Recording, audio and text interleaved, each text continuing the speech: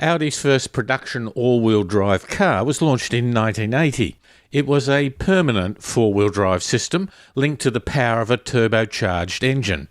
They also developed a rally car that used this great grip and power. But a permanent four-wheel drive system uses more energy and wears out more parts. Dieter Weidemann, the head of Audi all-wheel drive systems, talks about the energy you could save. 80% of the additional fuel consumption that an all-wheel drive system has is the rear differential and its big ring gear that's turning in the oil, and the oil wants to stop it, and the ring gear is going with the tears into the oil. For a road car, it would be good to have four-wheel drive only when you needed it.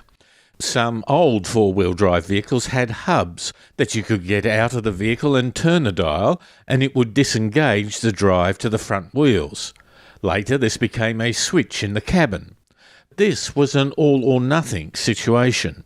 You had to make a decision that would be in place for a long period of time, and that decision was a time-consuming effort.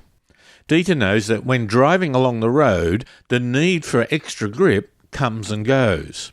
There are many situations in public driving where you have an advantage with an all-wheel drive system, but these are only short events.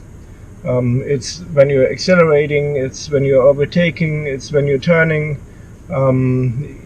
especially, of course, if the road is wet or on a gravel road or something like that. Some manufacturers developed a real-time system which automatically engaged all-wheel drive when something adverse happened, like losing traction on the front wheels. Audi wanted to be more proactive. But for it to work, the system had to think and react quickly.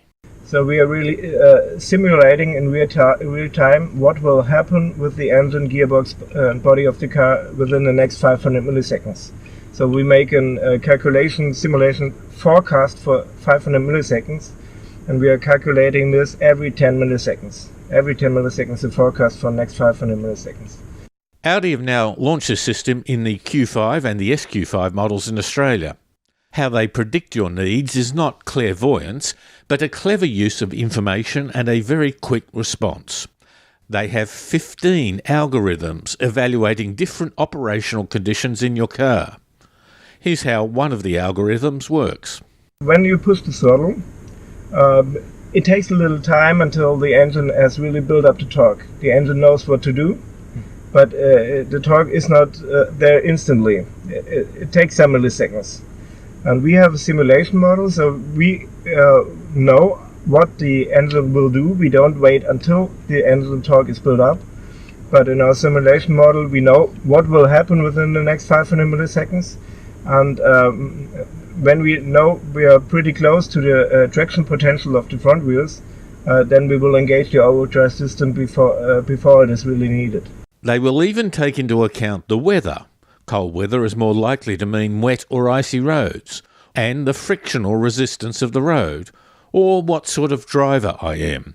If I am a dynamic driver, they engage four-wheel drive earlier. But just how much, then, is the system operating? Dieter's team has developed an app to show what is happening and how often the system is used. We drove the car carefully over a dirt road. All-wheel drive was engaged 34% of the time. Then we drove down a typical two-lane country road in Australia. In 111 kilometres, the car had all-wheel drive engaged for just 6% of the time. But it had been used on 18 specific occasions. This might be locations of poor grip, tight corners or overtaking. Here is a plot of the road and the times we engaged all-wheel drive. Travelling 94% of the time in two-wheel drive means we have been far more efficient without having to compromise the safety value of having all-wheel drive when we needed it.